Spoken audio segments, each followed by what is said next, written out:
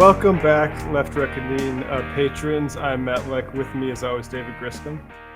How's it going, brother? It's going well. And with us today, we're happy to be joined by Aaron Thorpe. He's at Paradoomer on Twitter. He's with the Trillbilly Workers Party podcast. He's the comics correspondent for Struggle Session and the proprietor of the Space and Light at spacelightsubstack.com blog, which we're going to be speaking about today. His post from November 28th. Also formerly known as Posadas Trap God on Twitter.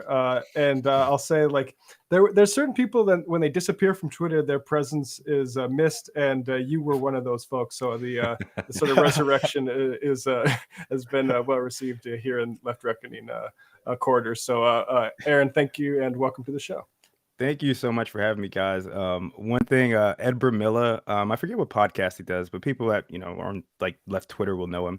And when I came back, my third account, he was like, "I've missed you more than certain dead relatives." And I was like, "God, thank you. That's very high praise." But thank you for having me on, guys. I'm really excited to talk about this piece because just these ideas have been bouncing around in my head for a while. And really appreciate the platform, especially the work that you guys do allowing me to talk about it. So thank you for having me.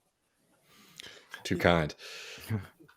So we have, let's talk about this piece. It's what may have been retroism, nostalgia, and futurelessness. And let me just do the screen share. And what was your headspace when you were writing this? And like nostalgia in the past is something we talk about a lot here. So that it was really it really stuck with me when I read it. Yeah.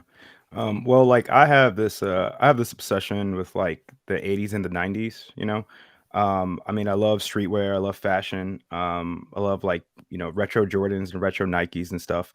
And I was watching two things. I was watching The Last Dance, which is the Michael Jordan documentary about the three-peat that the Bulls had in this kind of last game in the 1998 season. But it's also just about when he first got into the NBA and his trials and tribulations. But it's also a sort of visual auditory museum, right, of the 80s and the 90s, right. There are a lot of cultural references and there's just a lot of footage from that time. And I got really I got Jordan Mania, man, watching that show, because as I mentioned in the piece, I didn't actually don't watch basketball, right. And I kind of wish that I was thinking about it, why I don't. And I guess it's because you had larger than life legends, right, like the Bulls, like Michael Jordan, like Dennis Rodman, right, like Scottie Pippen. And now it kind of feels like there's not that sort of preeminence, right, to sports. I think that NBA ratings even went down after Michael Jordan retired. So there's that aspect. And then I bought this shirt online, which is supposed to be a vintage Akira shirt from the I think 1986, maybe, I forget, anime film Akira. And I bought the shirt thinking that it was a vintage shirt. I mean, the design on the front, the vinyl graphic is like cracked, right? The shirt almost looks aged. And I'm not going to say how much I paid for that shirt because there is a huge vintage market now, which is booming, especially during COVID, as people don't want to spend more money than they need to on new clothes, right? So I got that shirt delivered, and after doing some legit checking, I was like, man, this shirt's not a vintage shirt. And I just kind of thought about the socio-political implications. I was like, there is some factory in China that knew that this shirt would be profitable to make it, and they've made thousands, right? I don't even know how many, possibly more. And this is a market. And what is it about sort of borrowing from the past aesthetically, technically, when we talk about art, music, and film? And what does that have to say about living under late capitalism? Why are these reboots and remakes? What is it about this culture of recursion and this kind of budding and growing sense of futurelessness? So long story short, I basically got really pissed about a shirt that I got scammed for on Depop. We got into Michael Jordan and decided to write this piece. Yeah, and I mean, the nostalgia that you described is so seductive. I mean, my hat is a retro Charlotte Hornets hat from like the I really 90s like era. that hat, by the way. I was going to say that. That's a fire hat. Thank you. And like I was thinking about, there's like so many examples I could go with. Like I'm rewatching X-Files, in part because like I remember when I was like an 8 or 9 year old, like I guess I didn't remember. I've forgotten how much like the patterns of that show had, I guess set me on a groove of like questioning the government, because like that show is fucking wild. Like the JFK narrative they give in it, like is pretty much like it's a little bit too tailored to cigar man or cigarette smoking man, but like the everything else around it like isn't a bad starter kit for like giving people the works. And they also like they invoke actual documented horrors of American state like regular in that show. Anyway, like and then there's this other thing where the one where I think it's the downsides of it is more clear to me was I got an Android phone and realized you can do these emulators where you can play any fucking Game Boy game you want. And I download the Pokemon games and I'm fucking flying through like the Elite Eight again, like I'm a fourth grader. And I can't like, and then I look up and then all of a sudden it's pitch dark out. I haven't turned any lights on because I've just been staring at my phone. And like, what have I done? I've trained a fucking Charizard and like for what? Like, what am I chasing? Like, right? And like, I don't know. It's like just that element of it. I think like, and when you look at why Jeff Bezos is being like, oh yeah, we could just do scripts with algorithms, right? Like why are there's something in that for them? And I meant to look this up, but I think it's Zizek in that documentary that's on the Pervert's Guide to Ideology on Netflix.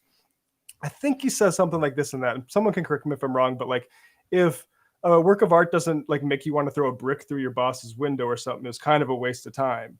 And I'm prefacing, but like that's what I think of. Like that's what Bezos is getting out of this. Like attention, they're sapping our attention with this, and we can tell there's something in the past that like maybe, and we maybe get to this later, that has been hidden or like taken from us, and like this is sort of like a salve for that.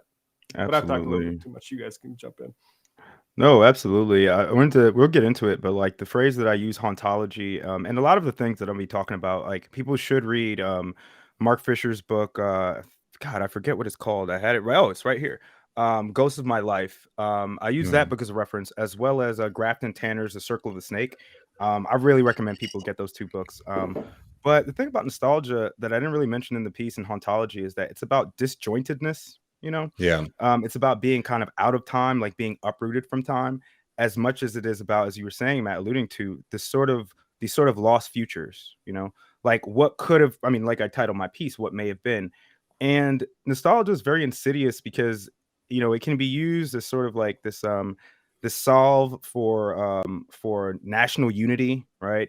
It can kind of placate people and kind of have people remember this kind of rosy whitewashed past that they want to return to, while sort of ignoring the problems of today, or even worse, like a historical concept or kind of perspective where you don't understand how class struggle, right? How these things have built up over time to the point that we're at. And I mean, we'll get to it more, but one thing, the nostalgia that we have that we're affecting now is very pervasive is pre-recession nostalgia, which is a coined term by Grafton Tanner, which is nostalgia for this time before 9/11, the 2008 crash, and the digital interconnectedness of Web 2.0. And that's what we're kind of seeing now, right? I mean, this is why we're seeing Fresh Prince reboots and Sex and the City, and now they're fucking doing, and I'm rambling, but this interesting point, though, is the way that hauntology and nostalgia kind of fucks with time, where I know that when the 70s show came out, the 70s were as far away from the 90s as the 90s show will be today from us. You get what I'm saying? Like those two spans of time are very, but they're not. I mean, it's about the same span of time, but it almost feels like time has been compressed under late capitalism, right? Like we have access to all this cultural history and time itself is kind of like, I mean, it's always been a commodity under capitalism, but especially now, I just find that interesting, that people who didn't even grow up in a certain generation are nostalgic for a time, like kids, Zoomers now that are into the 80s, it's very interesting. And, just on that point, there's so many different versions of it and things that people are nostalgic for. But, I just think of like, my hometown of Austin has always sort of had that pining for the past, right? Like even before the recession growing up, like, Austin always had like a very strong vintage scene. People sort of were, a couple decades behind and they liked it that way, in the sense of dress and things like that. And again, I don't think Austin's unique in this, but like there's a big part of it too, at least. And again, this is just pre-recession, and it's certainly the case now, where it's like a kind of opt-out option for people too. Do you get what I mean? Like, it's like Yeah. I live an older lifestyle. I'm, this is like early cell phones, but like I'm not going to have a cell phone. I drive an old Yeah. truck. I farm. I sort of I have a job just to keep the lights on, and I only work 3 days a week, kind of thing, right? But like a whole aesthetic is built up around a kind of rejection of, you want to say modern society, but I guess more accurately contemporary society, because it's not like they were going like pre-modern or anything like that. yeah. But they're not like primo anarchism shit like that. Yeah, exactly. No, I mean, there certainly are characters like that, but I mean, it's interesting to compare that, and not saying that wasn't like a market.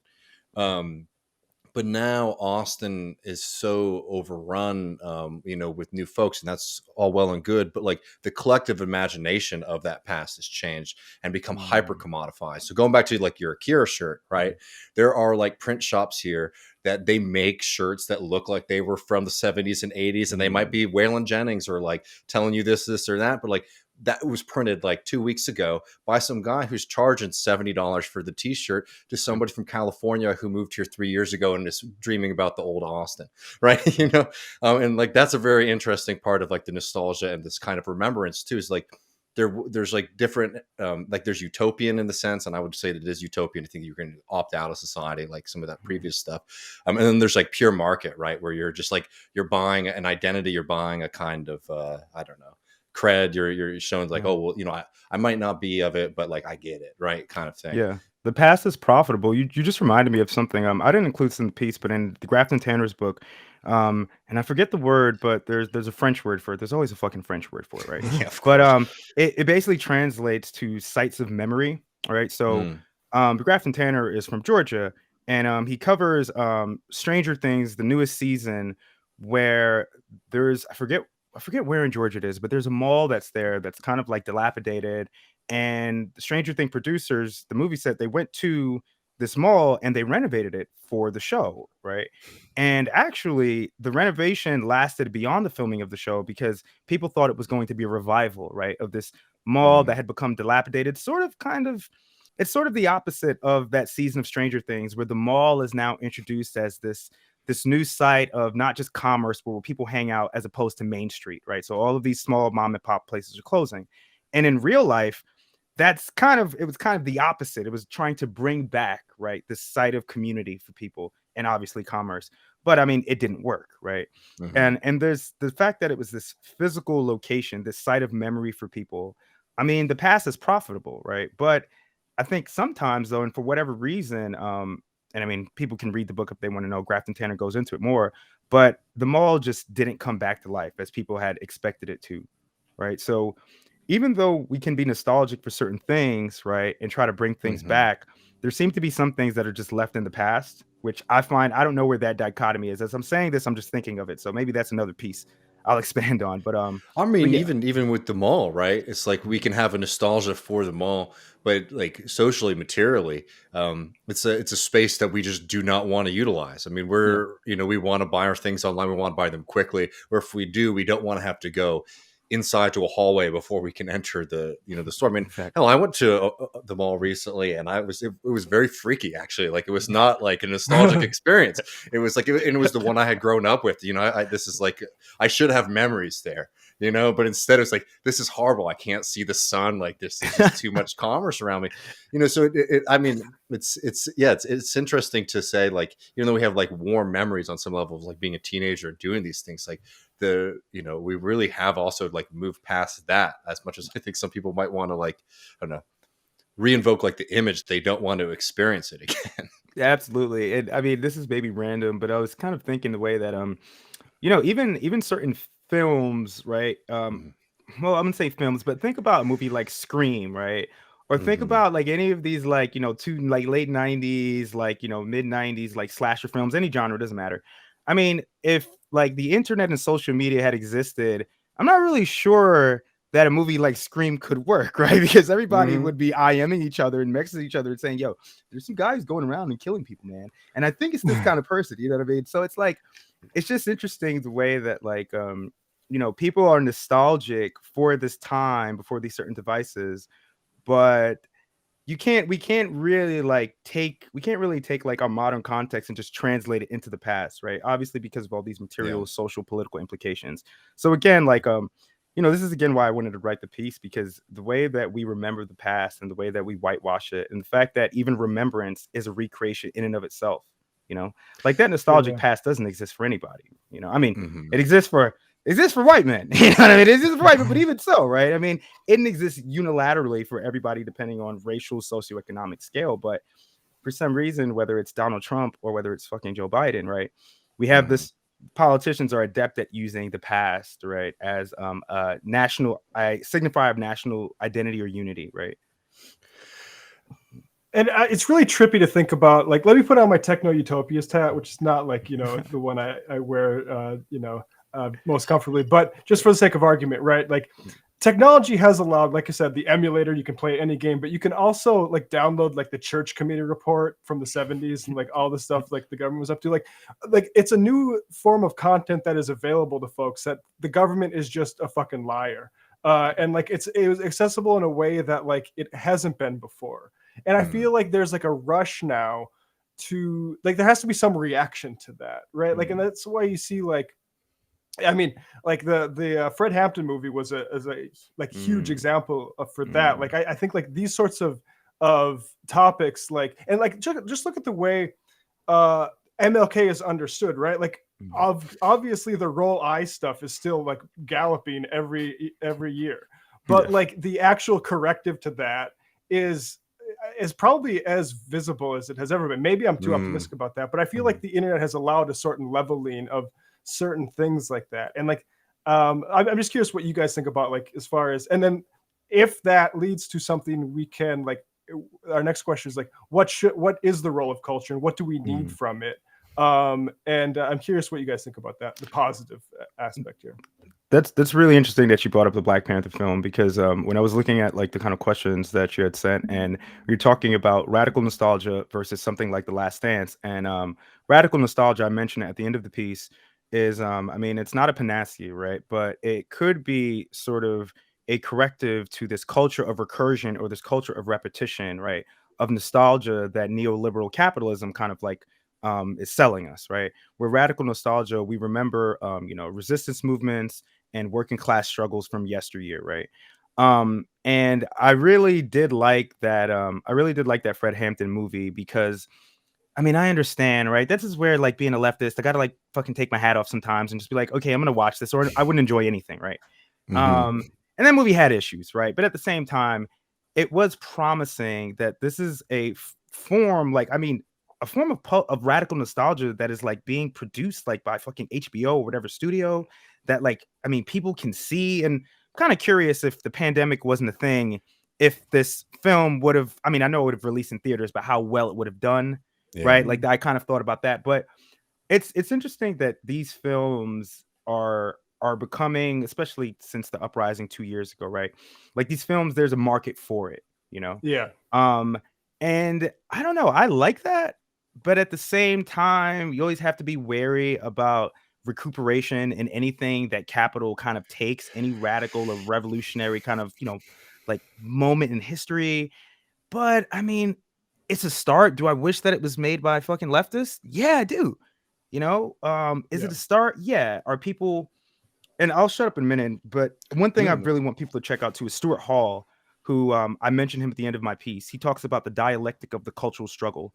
So this is this idea that when working class people they interface with media, right? Like, nobody just watches something and they're not like a objective, what I say in the piece, an objective repository for ruling class ideas. Like, people interact with the culture, with the media that they see. So they reject things or they assimilate them into their lives, right? And I would hope, and I think that when people watch a film, like, I don't want to say normies, I don't want to use that term disparagingly, but when people who aren't diseased, like, actually that's a better term. When people who aren't diseased like myself, right, watch that film, obviously, right, they're rejecting some things and assimilating with other things. And I think that, I mean, that's what culture is, right? And the role of culture, or what the left should be doing with culture, is seizing on those fissures and tensions, right, between cultural hegemony and between what working class people know the world to be for them, I mean, I first of all, I'll just say, like, in a kind of general sense, because we make this point, it's like people all the time. It's like you never know what is going to be like the random point or the random thing that changes somebody's perspective. I mean, for Absolutely. example, if I were to be in a political meeting with socialists and we're trying to recruit people, and I saw somebody trying to make a sign that's like, "Do you like the fire department? And you're a socialist, right?" I would probably push back a little bit, just because not because I think it's like necessarily bad, but it's like, it might be a little confused, et cetera, et cetera. But I'll also tell you that when I was, at Occupy and I was sort of moving from being like a left liberal to a socialist, I saw a sign that said, "Do you like firefighters? And you're a socialist." And it's like, oh shit. And it was, like that was a very big moment for me, and sort of starting to reorient and at least opening up some space. So again, like you never know what's going to hit folks. And like, for example, it could be someone like the Fred Hampton film, which I'll admit I have not seen the new one. The worry is like you always want to make sure that if we're doing anything like that, that it is sort of like a rupture and radical in that sense, in the way that like, you have to like, I don't know, if I were in the room, pitching a story like that, say like if you're telling a story of revolutionaries, you have to find something that is just sort of like radically halting to people in the life that they're living. Like, because that was Fred Hampton's work, right? He wasn't a reformist. He was a radical and revolutionary. What he was saying should stop you in your tracks to say, well, we can't allow the system to continue. But anyway, that's the tension with like, the space here.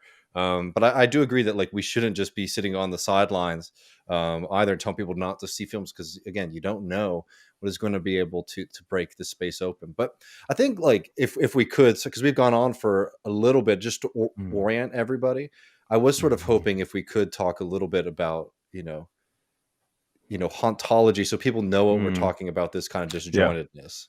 Yeah, sure. So I'll admit to people that still haven't read Spectres of Marx by Derrida, who Well, I can coined help the term fill in things. hauntology. Man, like most of what I know about it is from Mark Fisher, and the way he uses it to talk about culture under neoliberal capitalism.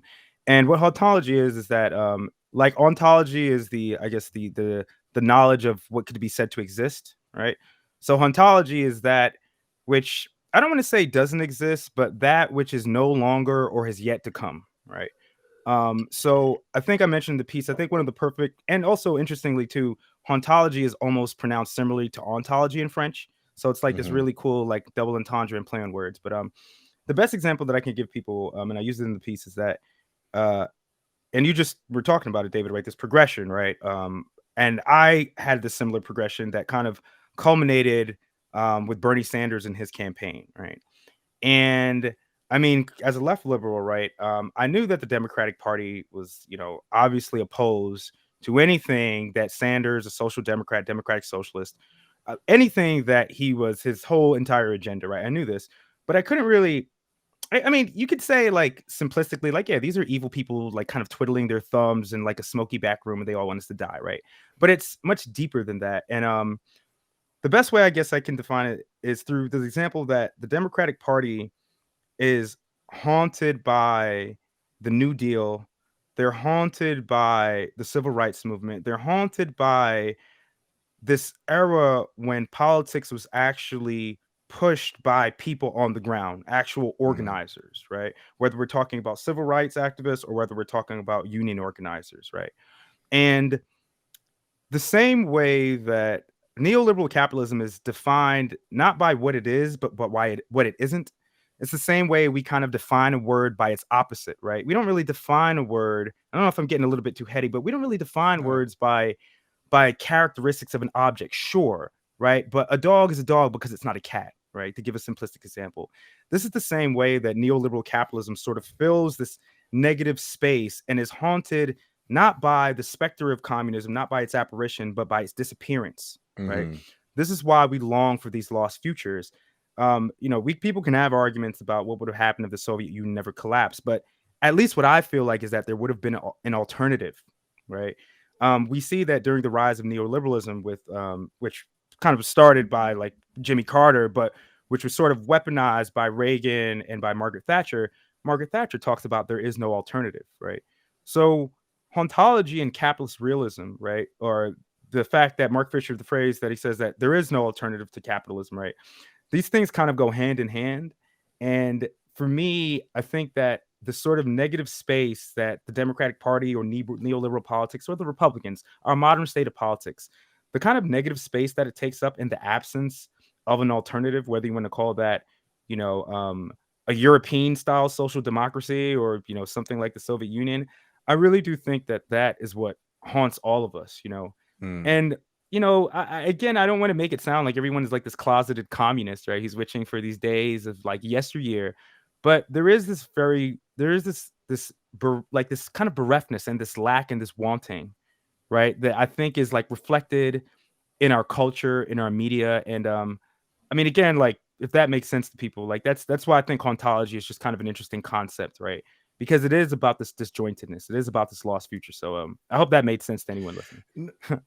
Yeah, and I mean, I would just add that it's a bit of a dance, and like I'll just put my cards on the table. I'm like a reformed, critical theory guy. I'm very much like very material these days, but it's nice to be able to flex those muscles from time to time. And I've done Spectres of Marx, and I'll tell you, you don't have to read it. If you want to get anything, it's just like the first chapter is where he really talks about hauntology in general, because he tries to write a political treatise just to tell me was very funny how it ends. Like you're like, oh, this is supposed to be like the end of Marxism, and this is like how we deal with this tradition from now on, right? This is the beginning of post-Marxism. And effectively what Derrida ends up saying is like, we need to create a progressive international, right? That is not defined by anything. Because the thing with Derrida, unlike Fisher, is like there's this big fear in all those guys of like anything that's like solid, right? Like if you say like I'm a communist or a Marxist, like they're like, oh no, you can't do that, right? Yeah.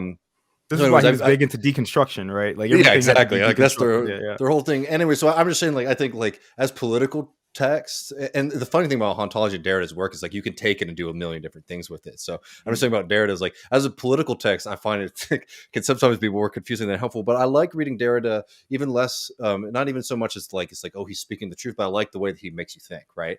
And like that text on hauntology, and Mark Fisher reworks hauntology in his own way too, is why I'm saying this. Like, people just come up with things when they start playing with these ideas. Like, Matt, you would like this because the hauntology, I don't know if you've ever read Derrida before, Matt, but it's like very, very, it's not even dense. It's just like stream of consciousness, right? And he just I've read selections, but not from this, but yeah. And he just keeps on quoting Shakespeare like over and over and over and over. And he's like, the time is out of joint. And then we'll like say something for like 3 sentences and they'll say like the time is out of joint. And basically like his argument is like where hauntology comes is like, yeah, Marxism and communism, the specter has been like removed from the society. And it's always there, as Aaron was saying, in his absence.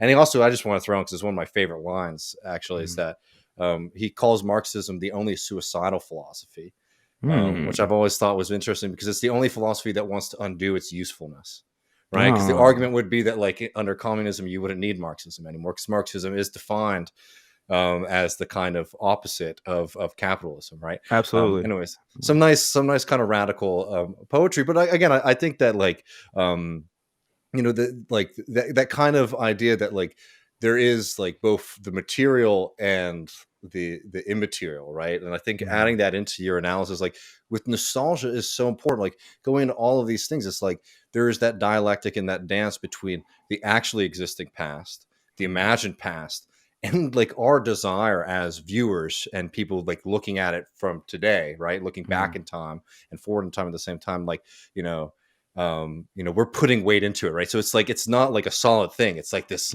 all of these different forces are affecting like how we remember fucking Michael Jordan, right? And how like you who weren't watching it then, and Michael Brooks, who also loved the Michael Jordan documentary, but was not a basketball fan either, was like interacting with it in this like really fascinating. I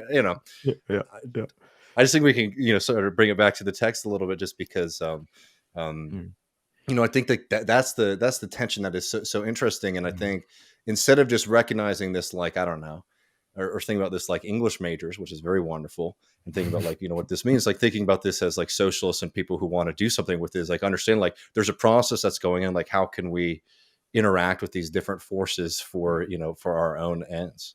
Absolutely. And I wanted to say too that like it really pisses me off when like I use the term culture war, right? And it is a culture war, right? But often on the left, you have leftists that use that term disparagingly, as if this is an aesthetic war that doesn't affect like material issues. And I mean, that's bullshit, right? As the Stuart Hall piece that I keep that I've referenced, Deconstructing the Popular, He actually like talks about like that culture is a battlefield, right?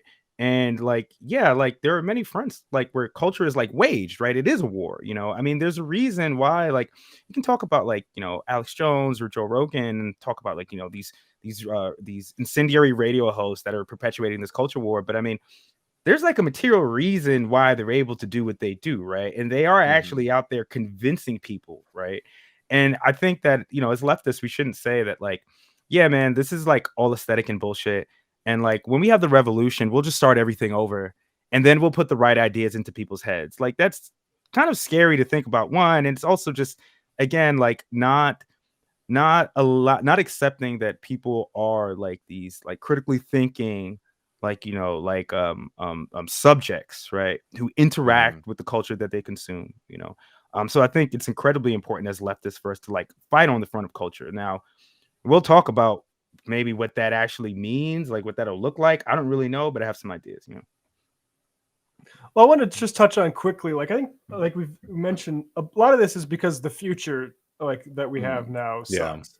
Right? Like I mean, compared to like the 50s and 60s where you can it's the space age, right? And like holy crap, we have shit orbiting the earth for the first time. Now we have Elon Musk, who was like ostensibly the guy that should be doing flying cars, can't even do self-driving cars, and is now like busted like drilling microchips into monkey brains at University of California, Davis. Like brutal story, which we'll probably touch on in the future. And that's like the future guy, right? Like he's basically a future culture war guy. He's squatting that position of like, hey, future comes through me. And the future is apparently like getting a Tesla from one side of a convention center to the other because we all go to fucking conventions. And so like, yeah, like that. And like and let's touch on NFTs too. Like NFTs seems to me very related to this. Like that's what they're trying to commodify, is this cultural cachet of something, and you want to get it on the ground floor. And as if like 20 years from now, be like, gosh, remember, like I could have bought a cyberpunk for $75,000, and now I would have $7 billion or something like that. Like we're just that sort of ridiculous like mixture of something's cultural importance with like a commodity to speculate on. The NFT thing, man, and I mean, and I guess by extension, like the metaverse and stuff, man. Like one of the things that like is really bleak about that is that it really will be this. I can imagine this dystopian future where like the metaverse, you know, this fictitious capital around NFTs and stuff will sort of be used as like these like kind of escape points, right? Escape pods, right, from an incredibly bleak, you know, climate apocalyptic like future, right, where people can escape into the past, right? Whether it's, you know, I saw an NFT for a fucking original Air Jordan 1, right? Which, I mean, these if you get like the actual physical pair, they're like $20,000 on eBay or some shit like that, right? And you can still wear them, right? But like, you know, I saw Nike's trying to get into the NFT game and like saying, hey, you can own an NFT in an original 1985 Air Jordan 1. It's not going to cost you $20,000, right?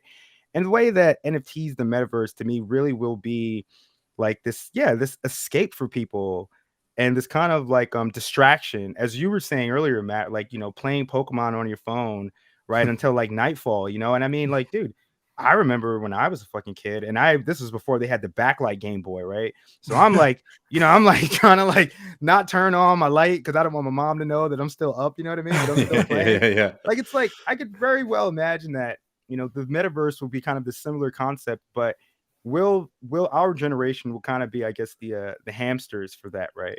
The hamsters for this like escapism. And I mean, this is a whole other conversation too, but this whole augmented virtual reality thing, we've been talking about this for like decades, right? At least I guess since the 80s, right? 70s or the 80s maybe.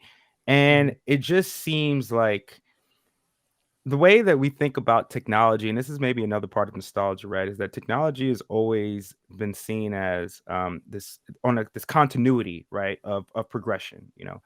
But actually, and I talk about this in the piece with Futurelessness, there's this idea in this end of continuity, and that could even be technological continuity, where, and I just made a tweet about this earlier too, so I'm kind of like ripping off my own self, right? But it's weird that people think futurism as a term necessarily means natural progression, because it doesn't, right? Like things can get worse at a higher level of awfulness, you know. I don't think that this technology, under Facebook or Elon Musk or Jeff Bezos will be used to like liberate people. Of course it won't, Yeah. it'll be used to kind of like, I mean, not to overuse this word, but like enslave us more than we already are, So that's very troubling for me, the way that the nostalgia industry, their new gimmicks of NFTs and the metaverse, man. It's very troubling. And even the way that we imagine the future, right? So the opposite of nostalgia, right? Is, I mean, correct me if I'm wrong, and I hope I'm not stealing this from anybody, but think about like the couple of the big things in the kind of sci-fi fantasy realm that deal with the future is like zombies, right? Walking Dead, which can be really fascinating. I mean, I love early Walking Dead, I have to say. And and then it's whenever it's the future, it's like a dystopian future, right? And there's budget reasons. I will argue that most of these things are dystopian because it's easier to just film in a field, right, than it is to like build a nice sparkling city. But still, I mean, it's like it's very dominated by like, oh, we're in the future and the world's fallen apart. I mean, the only one, it's not that it hasn't fallen apart in it either. It's a crisis show. I think of something like The Expanse, right, which is a really great show. I love that show. And it's interesting though, because Jeff Bezos saved that show from being canceled because he really likes it, and you can feel the turn in it when he starts to get in. Because like, I won't give anyone any spoilers, but there's Earth, Mars, and the Belt, right? And the Belt are frankly radicals because they've been screwed over by this system, and there's a political conflict there, right? And when Bezos comes in, he doesn't. I will say they did not get rid of the political content, but it's almost immaterial, right? It's like, instead of it actually being like, we're trying to build a better world and like fight against these things, a kind of like emancipatory kind of socialist thing. It's like, we're vengeful and rageful because of what's been done to us. So we just want to destroy, right? Exactly. And you can see like why, like, it's dangerous to have Jeff Bezos, controlling like the way that we're imagining the future. I mean, because I don't know. I mean, it's like it's just as interesting though, because it goes into this kind of futurelessness that like we do have a difficult time, imagining a future without many of the same conflicts essentially that we have today, right? It's class, it's like resource distribution, and then obviously Bezos is spending a lot of money to foreclose in our popular imagining any kind of way out of it other than just we all get punished because some people are doing better than other people. Is that what you really want, right? I mean, that's interesting that you I don't think people know, and I don't know the name of his professor or mentor, but when he was in college he was really obsessed with like space colonization, and I don't think people like know this or realize this, but like Amazon wasn't like his grand idea, right? Like he wanted to fucking like have space hotels, right? That's what he wanted to do. So it makes a lot of sense, right? That he would love something like The Expanse, right? And I mean, this is the same kind of like, I was listening to this podcast today that was talking about citations needed. That was talking about sort of this this kind of like not colorblind, but this patriotism like that's left and right, right? And this kind of like milquetoast liberalism that you see on both sides of the aisle, right? And liberalism in the political science term, not in the term of like, the Democrats are liberals, right? But everyone's a liberal, right? But this documentary, they were covering this documentary that was talking about PBS was talking about unions, right? It's a PBS documentary. And all of the material struggle had been kind of sapped out of it, right? Where these coal miners now are talking about these kind of amorphous rights, right? Like freedom of speech and freedom of assembly. And of course, these things are needed and intrinsic in any sort of like union organizing, right? But the same way that Jeff Bezos strips out the materialism out of that show, right? And kind of just makes it like, no, they're just these angry dudes, right? Who just like, they just want basic rights. They want water, like water's life. You know what I mean? Like they don't actually have any political, ideological goal beyond this, right? So it's like, I mean, I don't know if I can tie it back in, right? But the same way that nostalgia, right, often whitewashes, right, these struggles, whether we're talking about the sanitization of MLK or Malcolm X, which Malcolm X and Fred Hampton, like increasingly as the years go by, like I remember Cory Booker, like he had quoted, like made a tweet was quoting Fred Hampton, but he didn't quote the part where he was like, we're not going to destroy capitalism and black capitalism, we're going to do it with socialism. And everybody was like, oh, it's interesting that you didn't include that part, man. Exactly. And Matt, like it gets like you were mentioning earlier, I just like close this out. You were mentioning earlier that it is hopeful that because of the fact that the internet collapses all of historical and cultural time, right? And we can kind of view all of this from one vantage point. It is kind of promising that people can see that quote from Cory Booker and then be like, hold up, like, let me look this shit up. Like, okay, like there's a contradiction there, And I think like, again, with culture, like that's what we as the left should be doing. We should be kind of like exploiting those contradictions, right? In service of, our ideological project. Yeah. It's interesting. I was thinking about the relationship this all has with dystopia, because people love like Orwell 1984. People love that shit. I think like Sorry to Bother You was really great in the sense, like, and we're talking about like praxis and how to create art here. Like, you can't, if you're a worker, you can't unsee something like that. And I think like priming people for distrust of like management and that sort of stuff, like that's money, I think, pretty much every time. And like but it is harder to do the opposite. Like, the one example I can think of is there's a book which is basically forgotten now, but it's called Looking Backward by a guy named Edward Bellamy, and he was like a utopian socialist in like 1890s. And this book was about how great the future was going to be. And this is like and like I read it in college, and the only thing I can really remember was like they were going to have a moving a sort of canopy system so you could walk down the street during the rain. and people fucking love this shit. They're like, it's oh some my Jetson God. shit. And exactly, yeah, like that was their example of Jetsons, and also like piping in music through like pipes and shit like that. That's super cool, man. You listen to like the orchestra pipe, and I think like that is like that's the best version of like I think if you are trying to create forward-looking culture, like I mean, you look at that, but that's the problem is like then you get into the other quibbles that leftists have with art like this, which is like, oh, well, you're naturalizing this. You're acting like this is just going to happen in the space of some time. And you're forgetting the actual like struggle that this is going to take would need to institute, moving canopy of sidewalk umbrellas. But you have to have something to do. Like, you have to have something that you want, right? Yeah, you do. And I mean, like, I think that the left, in the piece I talk about that radical nostalgia, it can't be enough to just engage in radical nostalgia, right? Because I mean, then you'll just have like, this kind of exclusive club where people are just sort of remembering of like, these battles of yesteryear, right? Like, we're kind of opining, right? And it leads to, I think it can lead to this mistake where you kind of like don't understand like or you forget how difficult things really were. I don't want to say back then, right? Things are difficult now, but I mean how difficult organizing and these resistance, what it took, right? What the sacrifice that people had to make, right? So just saying that, well, we just need to return to this and just remember this isn't enough because we have new challenges, right? That we have to face. But again, like, this is why I think like, actually building, like having the imagination to build a culture. Because I mean, even the depictions of the future that we see now, if they're not dystopian, I mean, before they were like retro futuristic, right? So it was just kind of putting a new veneer, right, on we would think the future what would be. And I don't think it's very imaginative, and it's sort of, again, kind of being stuck in this unimaginative kind of culture of recursion, right, where we can't even imagine anything new, right? We have to return to depictions of the past from the past in order to see a way forward, But it doesn't have to be like that, or even just like they're so technologically dependent too, right? And obviously, I want in the future to have nice ass stuff that makes my life easy, right?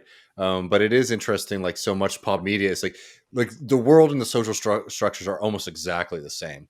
But you don't have to cook dinner anymore because it gets materialized in front of you. Exactly. Yeah, I feel like that's a very like sad that's a very sad kind of goal for us to have for society in 500 years from now. It's like, oh, I can get my dinner 2 minutes quicker. Exactly. Right, yeah. 20 years from now, do you want like a flying car or do you want a 2-day work week? I'll take the 2-day work week. Exactly. And that's the thing too, right? Is that like, the Luddites, like people think that the Luddites were like, people will use the term today to be like, oh, I don't want to get on social media or use my phone because I'm not a Luddite. But it's like, no, motherfucker. Like the Luddites wanted to use technology and wanted to be owned by the workers, by the people who do the fucking work. That's why they were going up in there and like mashing up like the means of production of the fucking capitalist class, right? They were breaking machinery, not because like they were like, oh, these machines are taking our jobs. It's because like we want to have ownership over these machines and the work that we Yeah. do, right?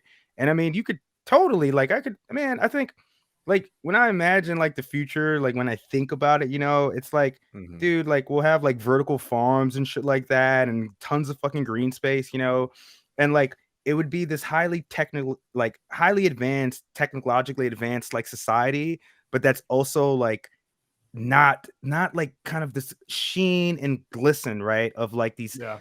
you know, city skyscapes covered with skyscrapers. You know what I'm saying? Mhm. Like you can mix like, I mean, eco-futurist, I guess would be the term, you know. I mean, but skyscrapers are testaments to the office, frankly, right? I wouldn't want to Yeah. see too Yeah. many of those. Yeah, I mean exactly. that's Exactly. yeah, like when you look at like the giant infrastructure, like okay, those of us who don't like religion, it's good that you know the largest building in a community is no longer like the church, right? Like Mm, it's something, I guess, but like that is just bank towers is not anything, Yeah, right? Like exactly. it would be something if these were like communal buildings of like the Colosseum or shit like that, yeah, right? Like instead of like we're naming our Colosseums again after banks. I want to show exactly. you. I want to show you all something that they're building here. That just talking about like futuristic architecture that scares the shit out of me. You know, so like as we're just seeing more and more people being forced out of their homes here, and just like big outside money coming to Austin, the tech freaks are coming and they're building up. And look, I'm pro growth. I think we need to be building more housing for people. But I'll tell you, as somebody who, you know, was here when there was just like I could count the amount of skyscrapers on my hand, like I will say like the skyline scares me a little bit. But what scares me even more is this kind of thing. So this is the Google building that they're building right on the river here. Let me get it right here for y'all. It's not finished yet, so I think this is a pretty accurate rendering. Right. But like that's some pretty dark. Like you could see, like it's the, you know, the kind of futuristic feel to it. It's definitely a Some little Blade cool, Runner little, shit, man. but Yeah. super Blade Runner, and it scares the hell out of me because the number one thing that I see when I drive back, you know, into town is like Google, right? Which is just like to me has like no Yeah. effect. I mean, I guess I use it as a product, but like no effect to me as like the city's history, the culture, the people here, or at least people I really care about, frankly. You know, and like it's worrying to see that like like that's probably the most like forward thinking building I've seen in a while, right? It does feel very Yeah. futuristic, but it is a kind of testament to an incredibly unequal society, a rootless society, and I would be very, very happy to tear it down sometime. Absolutely. Absolutely, man. Jesus, dude. Yeah, it Yeah. reminds me of kind of like there's the Mercedes-Benz Stadium in Georgia, and it has this the top opens up like an aperture of a camera. And man, I'm not gonna lie, like, you know, like technologically, like I'm not an engineer-minded person, but it's kind of a cool concept, right? Except it Yeah, looks for like sure. a pimple on the on the skyline of the city, right? It's like fucking disgusting, you Yeah. know? And it's like, oh, this is like, I mean, dude, it looks like, I don't know, it looks like a fucking prison, like really kind of sort of like a futuristic sort of dome prison when I think about it enough. And it's like, yeah, man, I don't think that the people who are like currently like basically killing us in every single way should be the ones that are the pioneers of the future, right? Yeah. Yeah, my trajectory, I mean, I'm a North Dakota boy, so I was big into skylines because I could never see one. The tallest building in Bismarck is the state capitol, so public building, and the tallest one in Grand Forks is the state-owned grain elevator. So North Dakota doesn't have these problems. It hasn't led to like you know, communism, but like, and then now you see like, so I remember like my early internet was like looking at this website called Emporius.com, which is like the internet skyscraper database. And I would Okay. look at like Dubai and like all this cool shit going up. And then now it's like, that shit sucks. Like it'd be one thing if this was like, if this meant like cheap housing for people, like What if that it was then for that- people? Exactly. Then the look of it isn't like this, that changes my aesthetic experience of that stuff, frankly. Absolutely. Absolutely, man. Yeah, it's like, yeah, thinking of Dubai especially, right? It's like, man, that's right out of like Blade Runner 2049 or something like that, man. And I mean, like I as a person like who thinks about like the future a lot, man. And as I was saying earlier, like, you know, there's not this guarantee, right, that the future will be this like amazing technological utopia, right? Like, I mean, we know that for a fact, right? I mean, we've been told that like since the Industrial Revolution, right, the wonders of machinery and what it would do for people. But I mean, you know, I'm not going to be the person that says that capitalism hasn't like lifted people out of poverty, X, Y, and Z. Obviously, right, these things are true. But I mean, this technology has really been at like, the service of like, the capitalist class, and really is like plunged a hell of a lot of people into misery, and increasingly more so, Yeah, that poverty, I mean, it looks like they could try to keep that level of desperation to keep you serving capitalists, depending on how productive we get. And like you said, like we had this before the internet. It was, like you said, the machine age, and it was the exact same fucking conversation. What are we going to do with all this plenty? I Go ahead.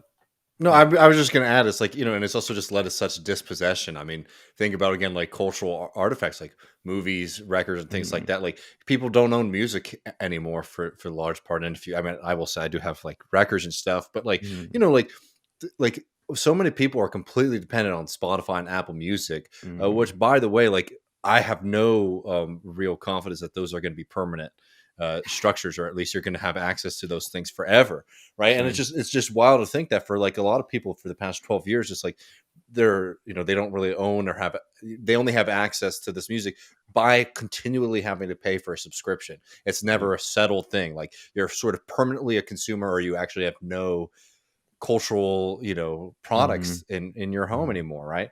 And again, as Matt was saying, like, in this place of plenty, right? That's what's developed, and it hasn't been good for the artists, obviously, either. So we have plenty. The artists aren't getting shit, and then we're also sort of sitting here in this moment where everything could disappear in a moment. Yeah. I just wanted to say too, you just reminded me of like, where the past has been commodified, where like, unless you're paying for a service like, Spotify music or something, you can't listen to like, the songs that you grew up on, right? It's pretty insane. It's pretty depressing. Yeah, and then the seductiveness when you do pay for it. Like, I was going through the Spotify playlist, and you could just turn in like 1986 and listen to everything that was playing in 1986. That's a very strange feeling in like the high fidelity of new headphones, stuff like that. I want to move on to my final question, which is prompted by Station 11, which to give people a little brief overview. There's a flu pandemic, and society completely crumbles and slowly comes together in sort of like tent communities around Lake Michigan in the story. And a whole bunch of the survivors or a few of the survivors are Shakespearean performers, and they basically go around Lake Michigan performing Shakespeare for years in this post-apocalyptic future. I really like that part. I'm a Shakespeare fan. I think I don't know. I won't get into my iambic pentameter love yet, but I'm curious what you guys would, if society crumbled and they were going to use cultural artifacts to sort of anchor it once again, what would be your preferred cultural artifacts? David, do you want to go first? put me on the spot. I will say, Alan Bloom, who's like a very conservative thinker, he wrote this essay right in the 70s or 80s, like, what's wrong with the American college student? It was like the first big, one of the first big like kind of crisis, like these kids are out of control. And he said one of the big problems was that we like don't read and we just listen to music. And like there's an over reliance on music because we're essentially illiterate. I would say, like, if I had to reconstruct some kind of society that felt familiar to me, I would lean more heavily on music, particularly like good folk and country, but that's just my preferences. But like, can I just say first that like I really like that show a lot. I really liked it a lot. As someone who's like an apocalyptician, like I've been obsessed since I was a kid with like apocalyptic dystopian media for some reason. I really like that show because it, there's that Zizek Frederick Jameson phrase. It's easier to imagine the end of the world than the end of capitalism. But in this movie, like there are no market forces. Like everything really is like fucking done, right? And I really like the way that through community and through art, that people are able to eke out like this new future. And I mean, for me, I'm not a fan of Shakespeare, Matt. So when I was not that I'm not a fan. I mean, I'm just ambivalent, I guess. I had to read it a lot for my literary courses, and I fucking hated it. Some of it I like though. But I understand why Shakespeare was used as an example, because Shakespeare is like even today timeless, right? It's like the perfect kind of vector if you want to talk about art is timeless. For me though, man, I mean, it would have to be like books, but maybe this is a weird one. I mean, all kinds of books, but particularly comic books, man. And in the show, right? Yeah. Don't want to spoil it for people, but Station 11 is a graphic novel by one of the characters in the show. And I was thinking, I was like, man, these motherfuckers don't have like access to like power anymore, electricity, right? So these kids can't see like the sequential, you know what I mean? They can't see like dynamism in art. Like, how cool would it be, man? Like, just give them a comic book, you know what I'm saying? And of course, like other famous literary works, but no, I'm just talking about comic books here, you know. Seriously though, that would be kind of fucking cool, you know. I do think that, like, and again, it's David, as you said, music, man. And I mean, that's why the show was like, that's why it was so brilliant, right? Because what else do people do at a time where they can't watch TV, where you can't plug in like a 20-year-old iPhone, right, to, you know, go on YouTube or something like that, you know? People resort to reading and writing and poetry and music and stuff. So, yeah, comic books. That's long answer, short answer, comic books, man. I'd bring those back. Well, I'll tell you what the answer will be when Civilization does come out. Oh, and it will be, yeah. And I have some bad news for you guys. It's going to be Harry Potter. It's actually so true. I'm sorry. You're right. True, dude. It's been decided long ago. Like, that's like the only book. In like 20 years, man, like I joked about on Twitter, but in 20 years, they're gonna fucking they're gonna induct like the MCU into the Library of Congress or some shit, man. You know what I mean? Like these will be the things. These will be like the lasting cultural, you know, monuments, man, for the future. Yeah, it's gonna be Harry Potter until we can get the generators back up to run the MCU movies, and then those are going to be like, we're going to build temples around those. It's hard for me to think of what it would be like. My stuff is like, you can't do it about Russell Brand radio shows from like 2006 to 2009. That's a little bit too particular. I think I honestly, like, I'm blanking because the Harry Potter thing is just overwhelming. Like, we don't really have a choice. Traumatize yourself. It's already becoming that. It's just the way, like, you see, like, you try to read, and the reason I'm reading the Bible is because I'm trying to read about these fucking old guys in like the 17th century, and it's like all their references are to all that shit. That's the only frame of reference, and you see, like, I mean, that's unironically power of culture, right? Like, the religion is sort of like formalized culture. That like the society says this empowers you, and I guess that's why people go crazy about it every few hundred years, like in the Spanish Civil War. But Aaron, this is a great conversation. Where should people find your work? People can find my work at my Substack. God, I can't even remember my damn URL. I think it's Spacelight. Oh, it's right here. It's open. Sorry. Spacelight.substack.com. Couldn't even remember my own blog. And people can, I'm trying to write a little more. I'm trying to work on this. I like really heady concepts. So I'm trying to work on this piece about necropolitics or thanatopolitics, basically the politics of death, who gets to live, who gets to die. And that will be on my Substack. The whole pandemic and the whole 180 that liberals have made since over the past couple of years has just kind of been like, I'm losing my mind, like, thinking about it. So I want to write about that, and people can check out the Trillbilly Workers Party, and find me on Twitter at Paradoomer. That's hopefully my last account. Hopefully I will not have to make another one. You know who's an expert on necropolitics you should have on is this woman who wrote "Who Must Die in the Rwandan Genocide." That's Kirsten Sinema. You should see about. Oh God, man! Jesus, dude, I thought you were serious for a minute. She did write that. Man. She wrote that thesis or some shit. Something in the 2000s. It's amazing. Like, it's like the thing that I can't quite understand about the state of exception realized. Yeah, so that's like. Oh, I mean, that's why she's the most fascinating character in politics, I have to say. Man, I don't know. That's why I got banned the first time, man, because I told her to. I said she should. Slip into a natural geothermal formation, so I'll be staying away from Kristen Cinema, man. I'll be staying away. All right, folks. Yeah, follow him at Paradoomer. Thanks so much again, Aaron. Thank you so much for having me, guys. Really appreciate it.